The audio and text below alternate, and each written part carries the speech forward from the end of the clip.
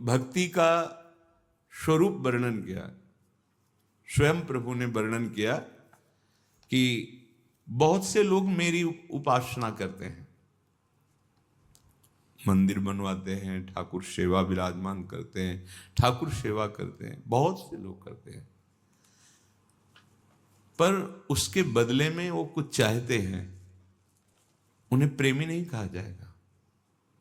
पोशाक पहना रहे हैं, छत्र चंवर है, बहुत सुंदर सब व्यवस्था है, पर वो प्रभु के सुख के लिए नहीं, प्रभु को अर्पित करते हैं उससे अपने सुख की प्राप्ति के लिए। मुझसे भगवान वर्णन कर, एक वो हैं जो विविध प्रकार से हमारी आराधना करते हैं खूब, पर वो चाहते हैं लौकिक सुख, मुझे ये पद मिल जाए, मुझे संपत्ति मिल जाए, मेरा ये काम बन जाए, मेरा ऐसा, वो सदैव प्रभु से अर्जी ही लगाते हैं। भगवान कहते हैं जो बदला पाना चाहते हैं, करके लेना चाहते हैं बदले में, वो बड़े पुण्यात्मा हैं, अच्छे हैं, क्योंकि उन्होंने फलदाता मुझको माना है, पर वो प्रेमी नहीं है।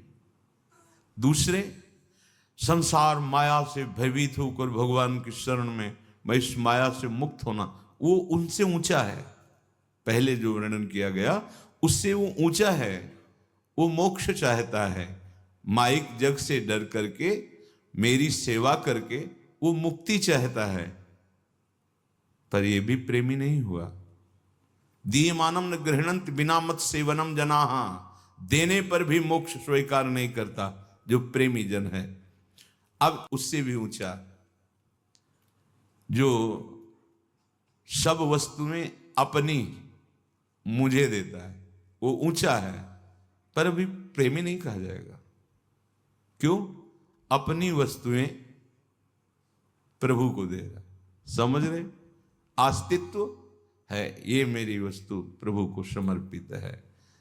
उससे बढ़कर वो है जो दास भाव को प्राप्त हो गया है कि सब स्वामी का वैभव है, रात दिन स्वामी की सेवा में समर्पित, कहीं भी ऐसा नहीं कि मैं कुछ कर रहा हूं, मैं कुछ दे रहा हूं, इसका बहुत उच्च स्तर का उपासक हो गया। उसके हृदय में एक ही चाह बनती है, बस मुझे मेरी सेवा कभी ना छूटे।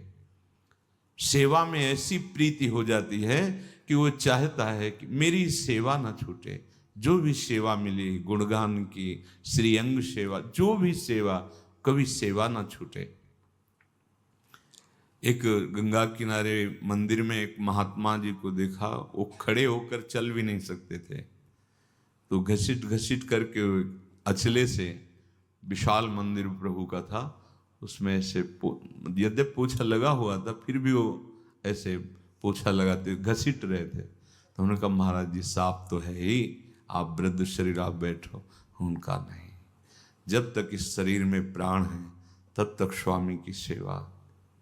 लगा कि सेवा का कितना महत्व है कि शरीर सेवा योग्य नहीं रह गया है, फिर भी ऐसे पहले पीछे घसीटते, फिर आगे का अचले से ऐसे पोंछते, पूरे मंदिर के प्रांगण में।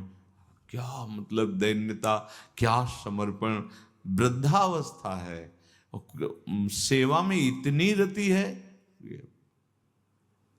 ये उच्च स्तर का।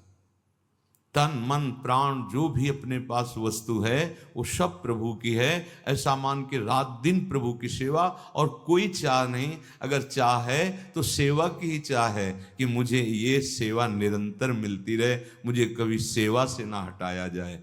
दीयमानम, कभी अगर ये बात आ गई कि मैं गुरु हूं या मैं स्वामी हूं, तो खिसक जाएगा, स्थिति जहां बननी थी वहां से खिसक जाएगा।